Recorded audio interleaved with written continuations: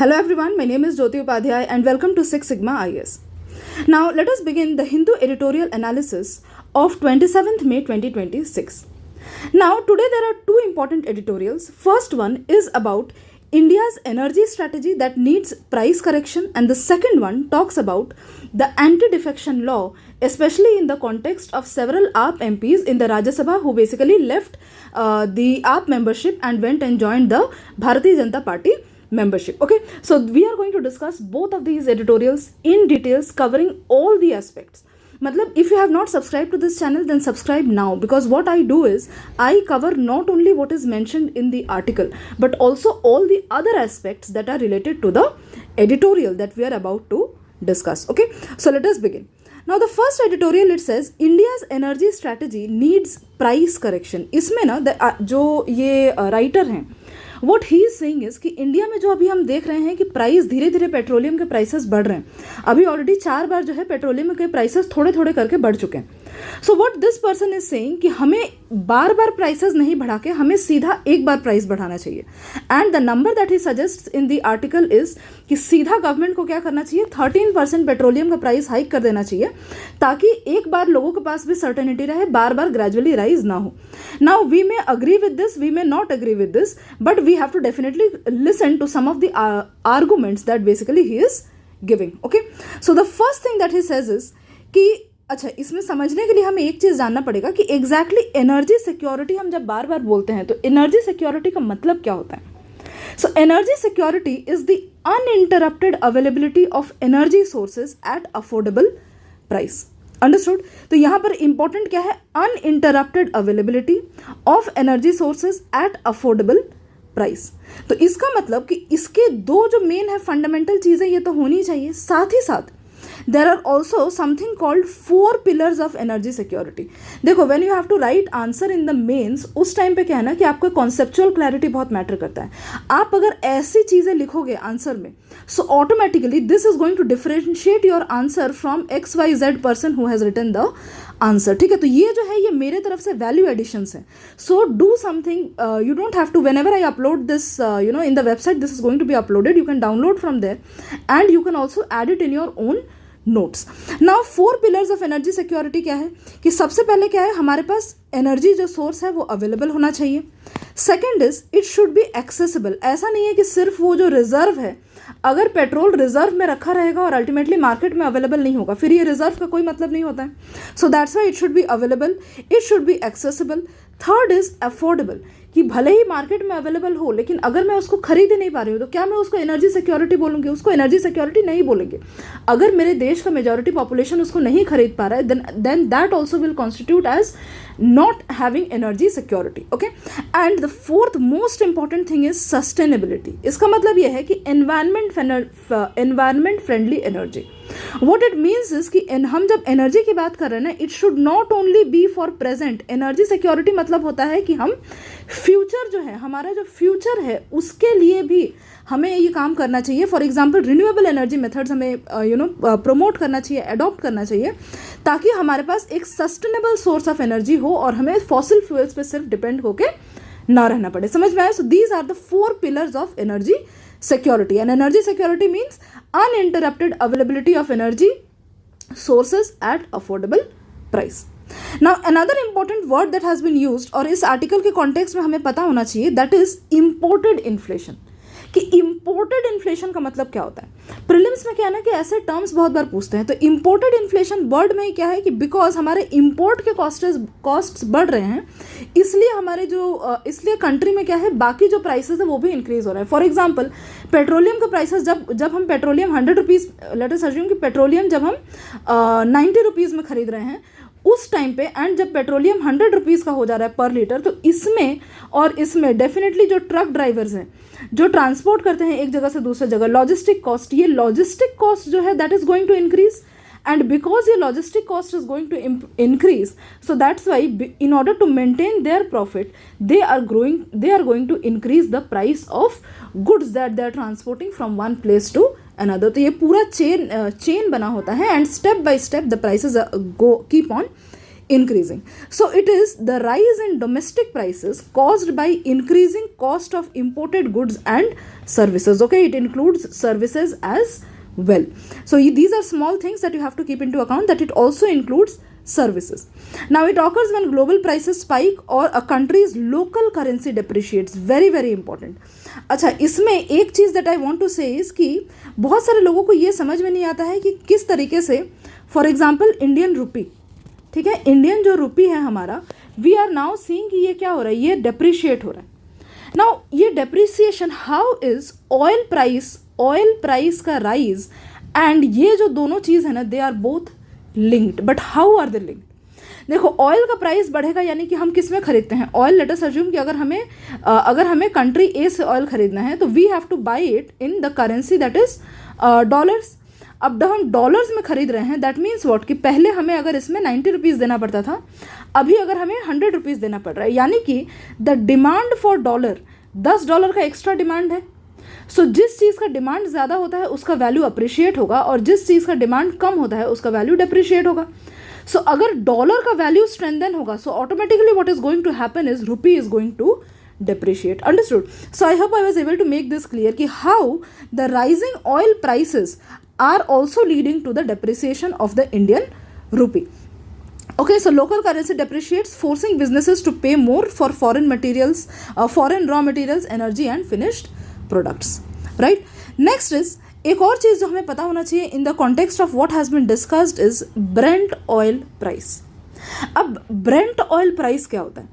Brent oil basically is an oil जो Europe के North Sea जो है वहाँ से जो ऑयल निकलता है, that oil is known as Brent oil.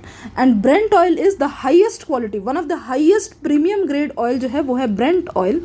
And ये ब्रेंट ऑयल जो है, because it is very easy to refine, and also for example aeroplanes वगैरह में ना, जहाँ पे हमें बहुत हाई क्वालिटी ऑयल चाहिए, तो वहाँ पे बहुत बार ब्रेंट ऑयल का रेफरेंस हमें देखने को मिलता है. तो ब्रेंट ऑयल क्या है कि ये एक स्टैंडर्ड है, ठीक है, जो सेट करता है अगर ब्रेंट क्रूड ऑयल के प्राइसेस फॉर एग्जांपल अगर 100 हैं, तो बाकी जो ऑयल है, मे बी जो बाकी क्रूड ऑयल है उसका प्राइस भी will be fixed according to the prices of this Brent oil. तो अगर ये 100 है तो इनके प्राइसेस भी बढ़ेंगे, अगर ये 80 है तो इसके प्राइसेस भी कमेंगे. So it is basically the global benchmark if we consider in terms of how the prices of oil are decided. So Brent oil price is global benchmark used to determine the cost of buying crude oil. It functions as a universal price tag for about 2/3 of internationally traded oil supply. Right? Next is Brent is specific. ये जो same चीज़ मैंने बताया, North Sea in Europe, because it is light and easy to refine into gasoline and diesel. Now here very important कि इस बार का prelims paper अगर आपने देखा होगा, यू विल सी कि किस तरीके से काफ़ी सारे करंट अफेयर्स के जो क्वेश्चंस आए थे ना, वो एडिटोरियल्स से आए थे. ठीक है, कुछ जो रेफरेंसेस दिए हुए थे एडिटोरियल्स में and related to that. So what you do is कि when we talk about this Brent oil price और नॉर्थ सी जब मैंने रेफर किया, तो automatically you should go to the map and see कि नॉर्थ सी, ये जो नॉर्थ सी है ये कहाँ लोकेटेड है, इसके आसपास के नेबरिंग कंट्रीज कौन से हैं. So this is a kind of hard work that you have to do. Right, so let us move on to the next thing that you have to know is strategic petroleum reserve. तो अभी तक मैंने क्या बताया, अभी तक in order to discuss this particular article, I have already told you certain terms that is immensely going to help you in your prelims as well as in your GS. Okay, so that is why I am saying you, if you have not subscribed, then do subscribe to this channel, because I do this, I bring this type of things every day. And if you have any review, you can definitely leave it in the comment section. Okay, so another term that we have to know is strategic petroleum reserve. अब इतना basic meaning सबको पता है कि strategic petroleum reserve मतलब क्या है कि हमारे पास रिजर्व है कि जस्ट इन केस हमारे पास बाहर से सप्लाई जिस तरीके से अगर फ्लक्चुएट हो रहा है, तो कितने दिन तक हम अपने आप को based on this reserve sustain करके रख सकते हैं.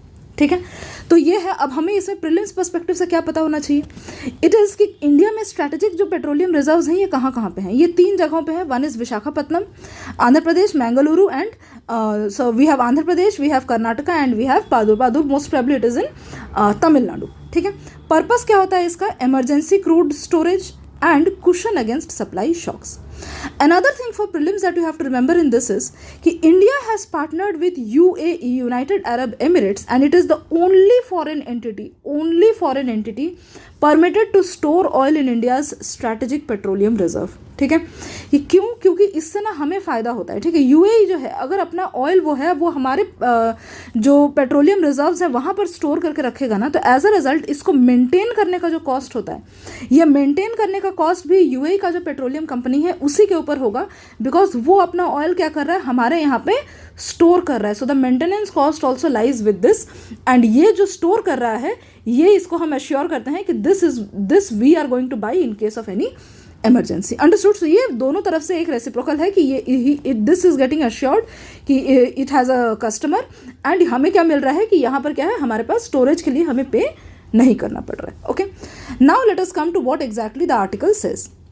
Now the article says that Strait of Hormuz is one of the world's most important oil shipping routes. Definitely.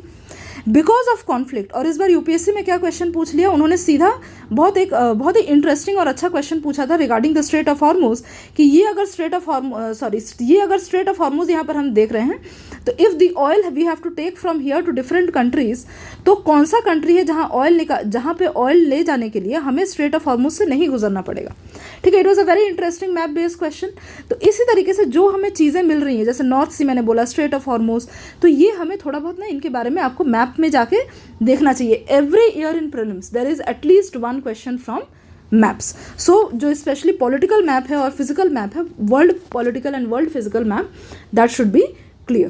Okay, next it says because of conflict and tensions in West Asia, global oil supply and shipping are getting disrupted. Definitely this has increased crude oil prices, transport cost worldwide, and India has handled this crisis better than many countries through government intervention. अब इस तरीके से आगे हम देखेंगे कि India ने exactly क्या किया, ठीक है, इससे डील करने के लिए.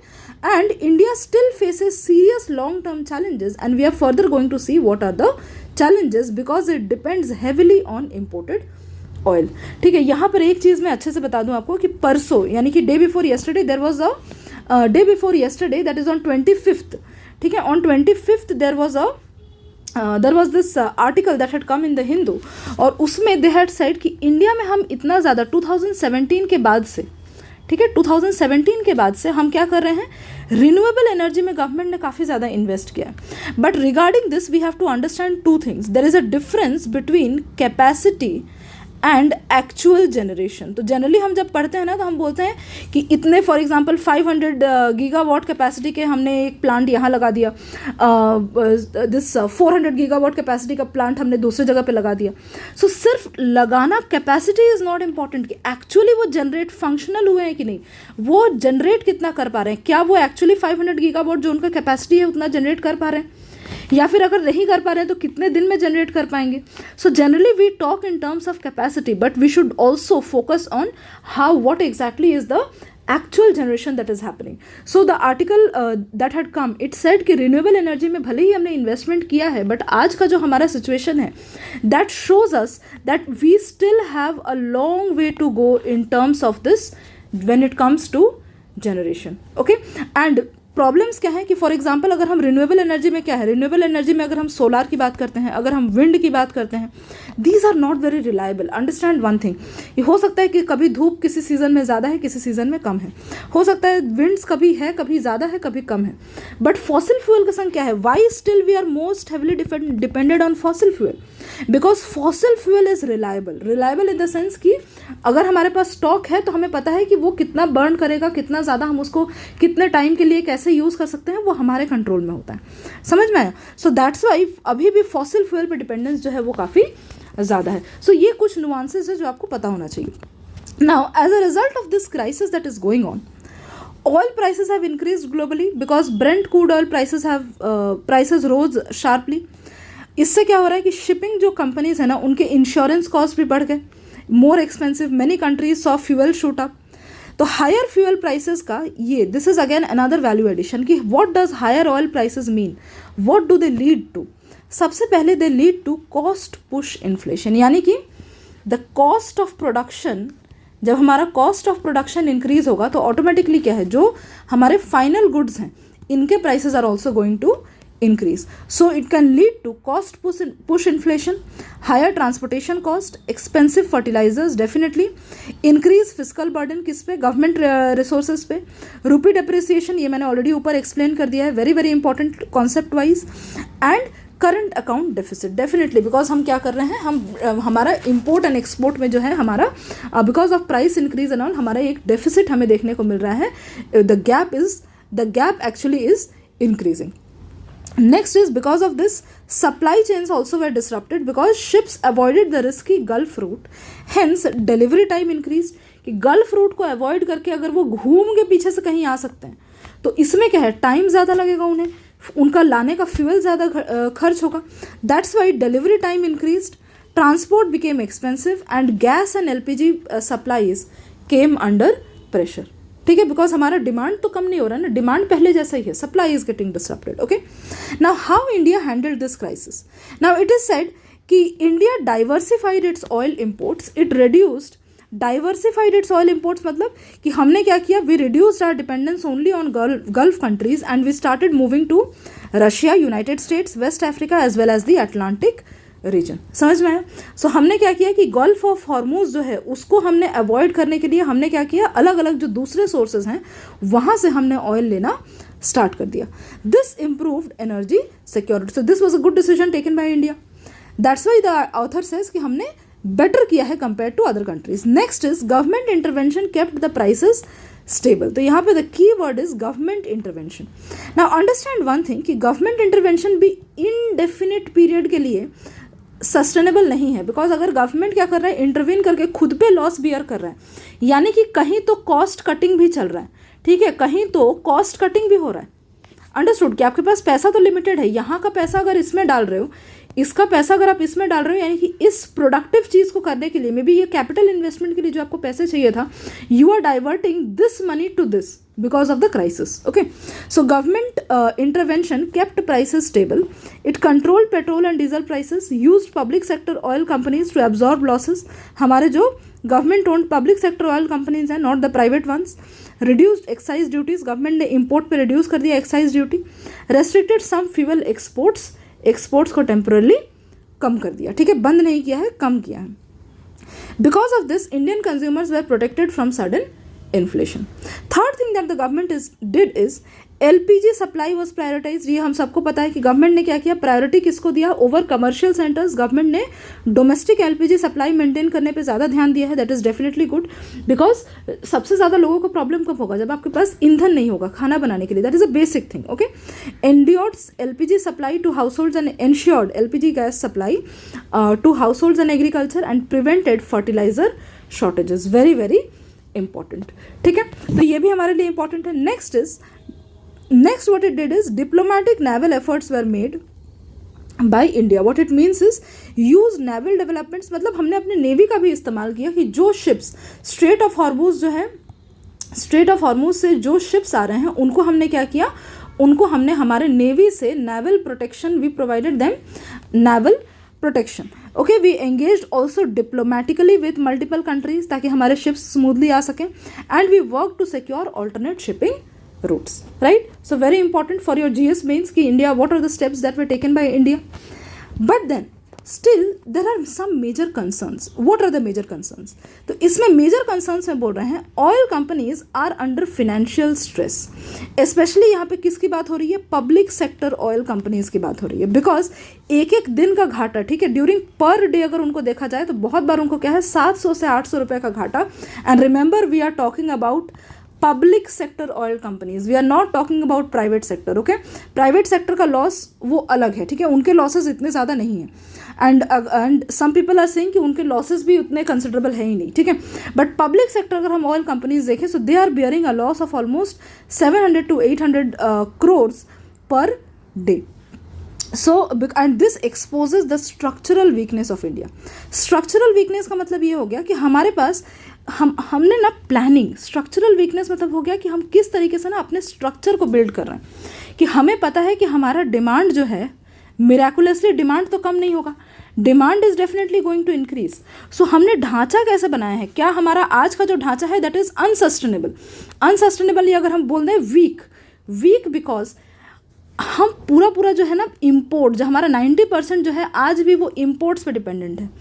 हमें स्ट्रक्चर क्या बनाना चाहिए अपना, even though the government since 2017 and even 2010 से ही अगर हम देखें तो गवर्नमेंट ने काम करना इसके स्टार्ट कर दिया था and it got accelerated since 2017 कि हम मूव तो कर रहे हैं रिन्यूएबल एनर्जी पे, but our generation again the same thing, difference is lot between installed capacity and actual generation. Okay, so remember this thing. Okay, so the problem, so that's why because हमारे पास structural weakness है, इसलिए our problem हो सकता है कि अभी Strait of Hormuz से वो हमारे सामने आ रहा है सीधा सीधा, but the problem is not temporary until and unless we fix our structure. ठीक है, almost every sector depends on fossil fuels, ये तो मैंने बता दिया, and these are the sectors that I have mention. Way forward में क्या है, according to the author of this, according to the writer of this editorial, he says कि हमें रियलिस्टिक फ्यूल प्राइसिंग करना चाहिए गवर्नमेंट को. वो बोल रहे हैं कि सीधा आप एक काम करो कि एक बार में बहुत ज़्यादा एज इन कि वो he has reach to the percentage of 13% and he says कि आप एक बार में 13% जो है ना वो इंक्रीज़ कर दो. तो आप बार बार जो इंक्रीज़ कर रहे हो, इससे क्या है लोगों में और कंपनीज वगैरह में भी ना कॉन्फिडेंस का एक जो है कि आज उनको पता अनसर्टेनिटी डेवलप हो रहा है. ठीक है, दे डोंट नो कि आज जो प्राइसेस हैं कल वो प्राइसेस होंगे या नहीं. ठीक है, so do this. Second what he says is helps oil company recover losses, because उनको जो वो 700-800 करोड़ का लॉस हो रहा है वो नहीं होगा. Then is reduces uncertainty, encourages responsible fuel consumption, because एक बार में जब इतना प्राइस बढ़ेगा तो definitely people are going to reduce it, use it responsibly. ठीक है, but then we know for governments this is actually not practical. Next is energy conservation पे ध्यान देना चाहिए. Definitely reduce unnecessary travel, save fuel, use energy responsibly, remote work करना चाहिए as far as possible, and long term energy security, and this is the most important thing जिस पे हमें ध्यान देना है. Diversification of energy sources, more focus on renewable energy, strategic reserve बढ़ाना, conservation and strong energy diplomacy. ठीक है, most important are these two things, right. So overall if we see, it emphasises that India has impressive short term अच्छा काम किया है, but the world is entering a new energy era जहाँ पे हो सकता है energy insecurity that might become permanent. So India has to prepare itself for long term energy resilience rather than only crisis management. ठीक है, इसको आप अपने कंक्लूजन्स में भी यूज कर सकते हो. सो let us move on to the next article. So the second article talks about Rajya Sabha defections and constitutional question. अब यहाँ पे ना ये थोड़ा इसको समझना बहुत इंपॉर्टेंट है and it is very interesting. ठीक है, ये prelims point of view and GS paper 2 it is important for both the cases. Okay, so follow with me very very carefully. So यहाँ पर क्या है ना कि what this article says, defection मतलब क्या होता है. सबसे पहले डिफेक्शन मतलब हो गया कि आप एक जो अपना पार्टी है, फॉर एग्जाम्पल, अच्छा before coming to this let me first explain you something कि देयर इज अ डिफरेंस. ठीक है, किस में डिफरेंस है, पॉलिटिकल पार्टी एंड जो हमारा लेजिस्लेचर पार्टी होता है उसमें देयर इज अ डिफरेंस. तो ये ना कॉन्सेप्ट है. For example let us assume, let me show you through this thing. तो यहाँ पर क्या है, what is the difference between a political party and a legislature party. For example अगर हम अगर आप रिसेंटली क्या है कि आपके काफ़ी सारे आपके एमपीज निकल के गए हैं उसमें भारतीय जनता पार्टी में, तो हम देखते हैं कि पहले पॉलिटिकल पार्टी, फॉर एग्जाम्पल आप क्या है, आप पॉलिटिकल पार्टी, लेकिन उसके जो मेंबर्स हैं जो उसको पार्लियामेंट या फिर लेजिस्लेटिव असेंबली में रिप्रेजेंट कर रहे हैं, they form the legislature party. ठीक है, सो आप अगर हम देखें मीनिंग क्या है, political party is actual registered political party. For example आप, legislature party is a group of elected MPs और MLAs of that particular party. मतलब जो एक्चुअली उस पार्टी को ऑन द ग्राउंड लेजिस्लेचर में रिप्रेजेंट कर रहे हैं. ओके, नेक्स्ट इज अगर हम नेचर देखें एक पॉलिटिकल पार्टी का, तो पॉलिटिकल पार्टी क्या है, एक परमानेंट पॉलिटिकल ऑर्गेनाइजेशन है. ठीक है, चाहे वो कांग्रेस हो, चाहे वो बीजेपी हो, चाहे वो आप हो, ये क्या है, ये अभी इनके कौन मेंबर्स है उस पर डिपेंड नहीं करता है. These are permanent political organisations which are registered with the election commission of India. Okay, इसके मेंबर्स चेंज हो सकते हैं, but the party is a permanent political organisation. Legislature party on the other hand, it consists of the people who are actually elected and who are part of the legislature, MPs and MLAs. So इसमें क्या है, it is a parliamentary and legislative wing. इसमें permanent का कुछ भी नहीं है. Right. Composition में अगर हम देखें तो political party constitutes of leaders, workers, ideology, party constitution etcetera, लेकिन लेजिस्लेचर में जो उनको रिप्रेजेंट कर रहे हैं और the legislature party is only elected representatives. Similarly अगर हम एग्जिस्टेंस को देखें तो एग्जिस्टेंस में क्या है, एग्जिस्टेंस में here we have exist inside and outside the legislature, लेकिन इसमें क्या है, legislature party exist only inside the legislature. Okay, example यहाँ पे दोनों एग्जाम्पल्स हम देख सकते हैं। Next is symbol, obviously party has a symbol, लेकिन जो उससे इलेक्टेड एमएलए एंड एमपीज हैं उनका अपना सेपरेट कोई सिंबल नहीं है, so legislature party does not have any symbol.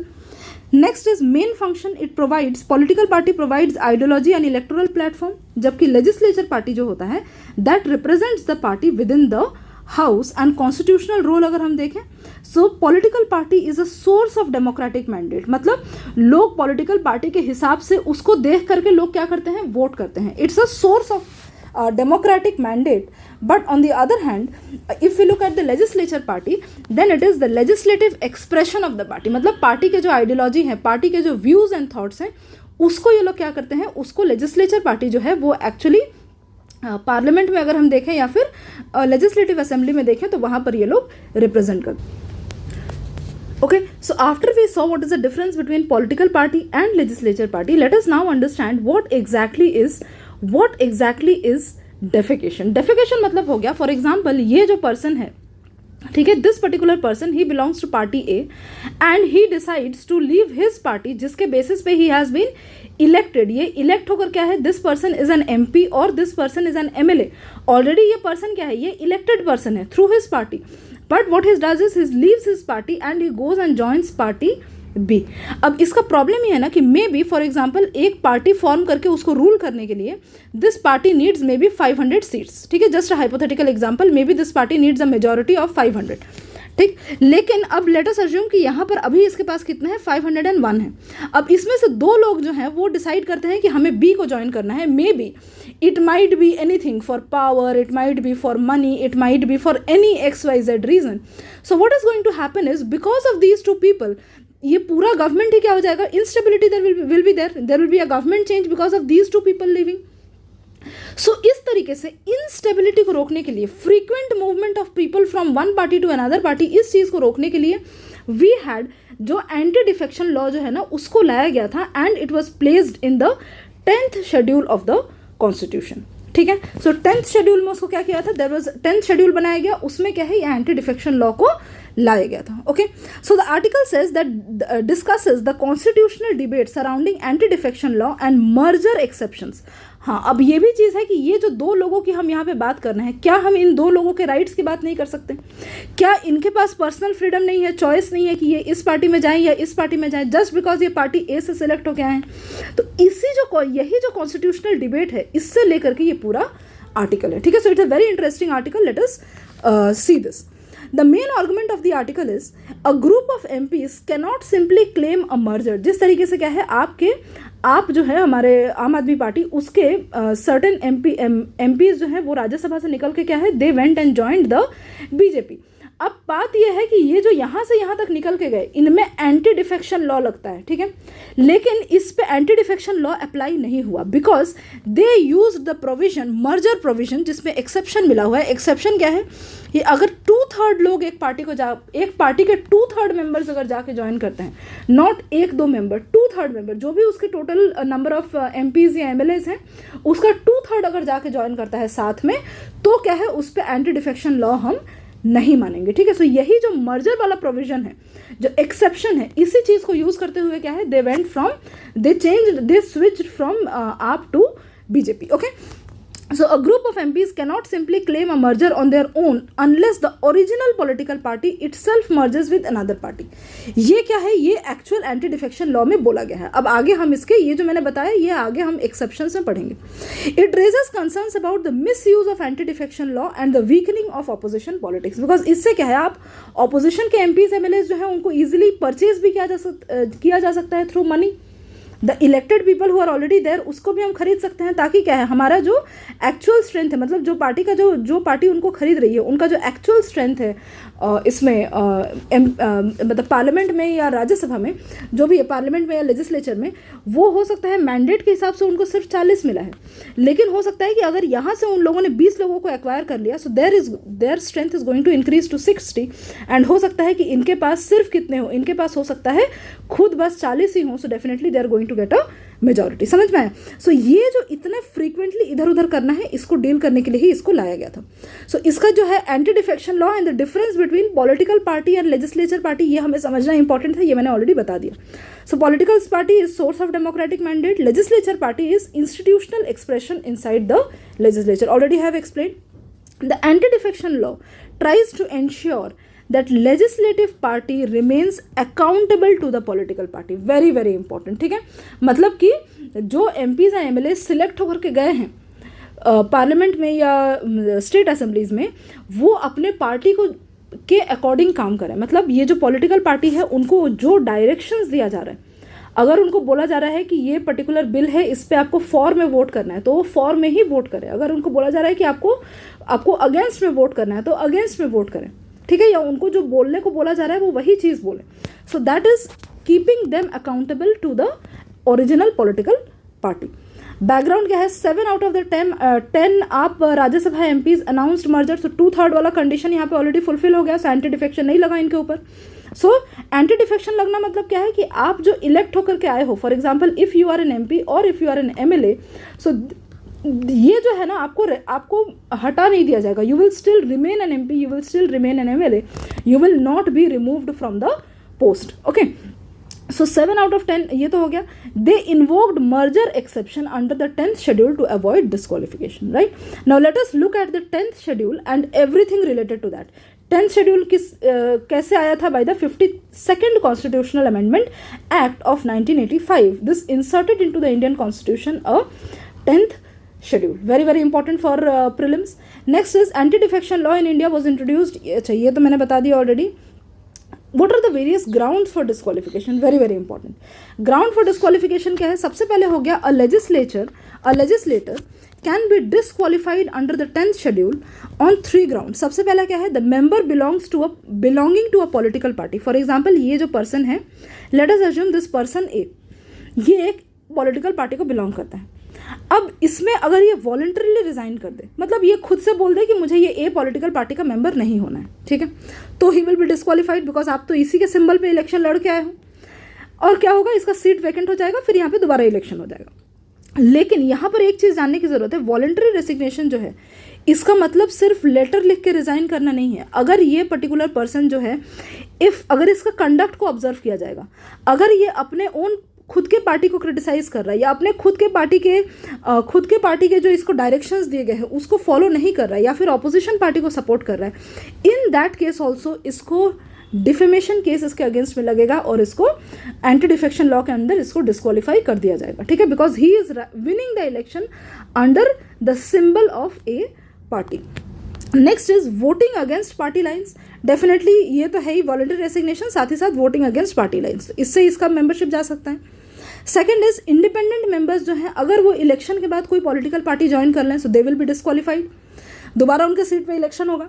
Next is nominated members जो हैं, for example if nominated members they join any political party after 6 months, उनके इलेक्ट होने के 6 महीना जो है उसके पहले अगर वो ज्वाइन कर लें, they will not be disqualified, but after 6 months if they join then they are going to be disqualified. Okay, अब डिस्क्वालिफिकेशन के एक्सेप्शंस क्या हैं? The law provide safety valve to protect legitimate party splits.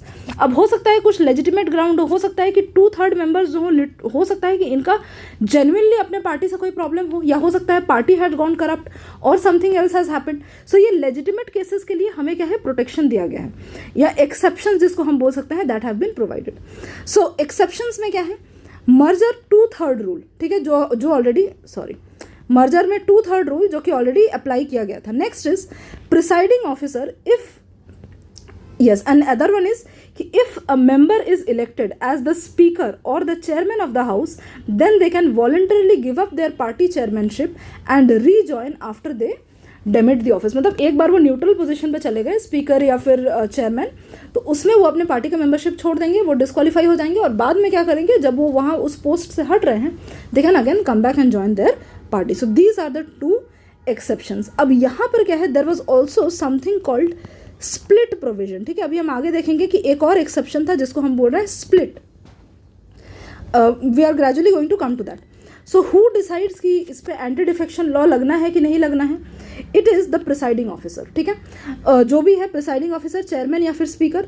और अगर किसी को इसके बाद भी कोई ग्रीवांसेस हैं तो they can apply for, they can definitely go to the courts and there is a provision of judicial review, right? Next is key limitations and criticisms. It curbs free speech.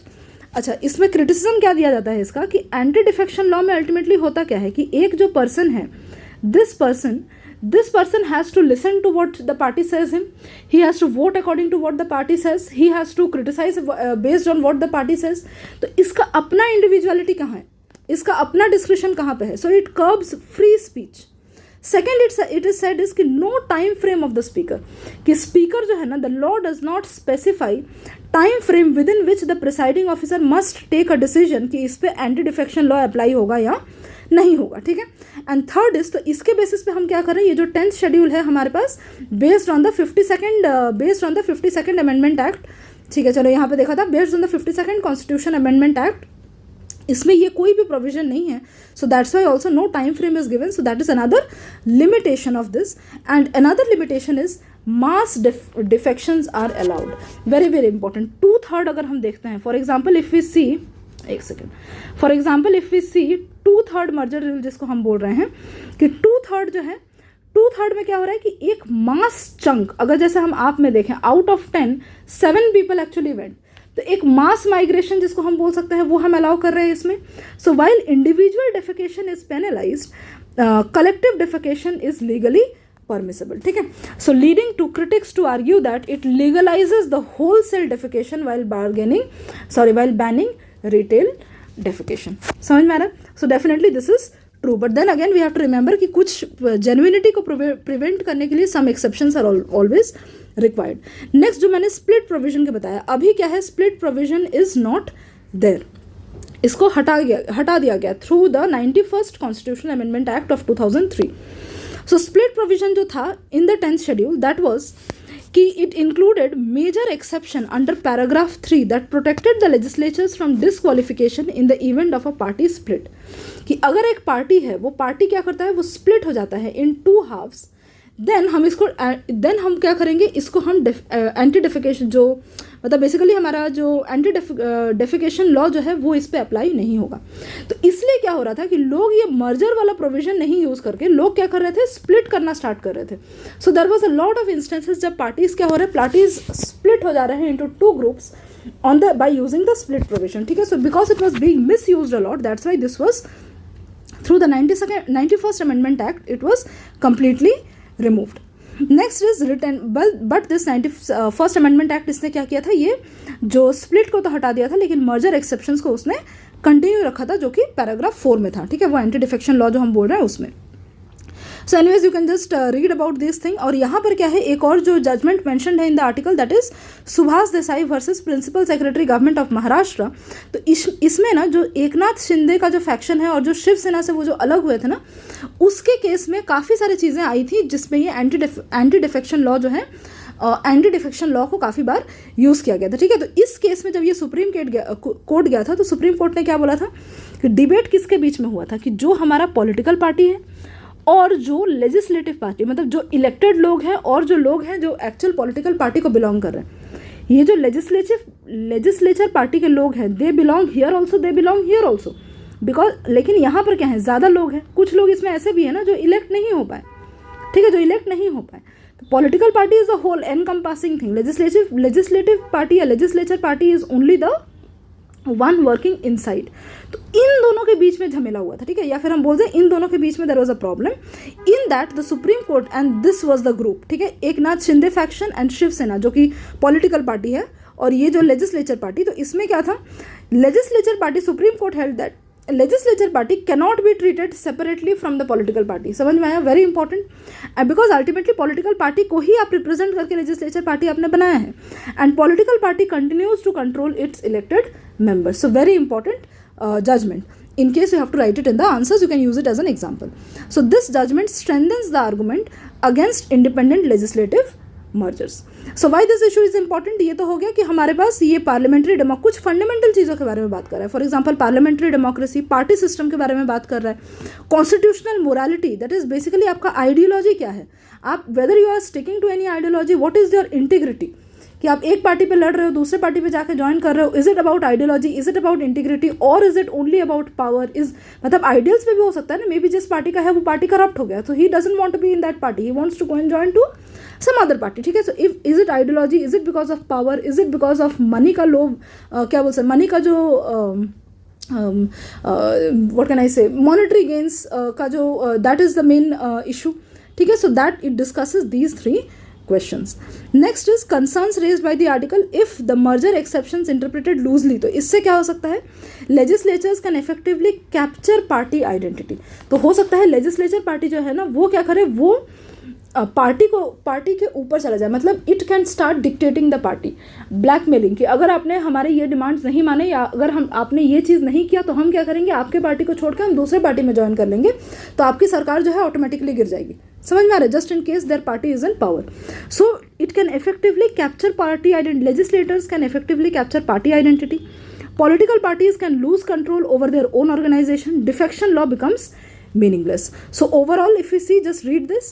Anti-defection law exists not merely to regulate individuals but to protect the integrity of India's party-based parliamentary system. And anti-defection law, legislators alone should not be allowed to claim a merger unless जो उनका political party है, original political party, अगर ये party A खुद party B में merge हो जाता है, then this should not be called anti-defection law.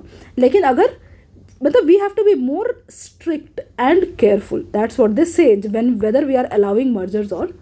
Okay, so thank you so much, and this is going to be available on our website. You can read it from there, and do subscribe to the channel. Thank you.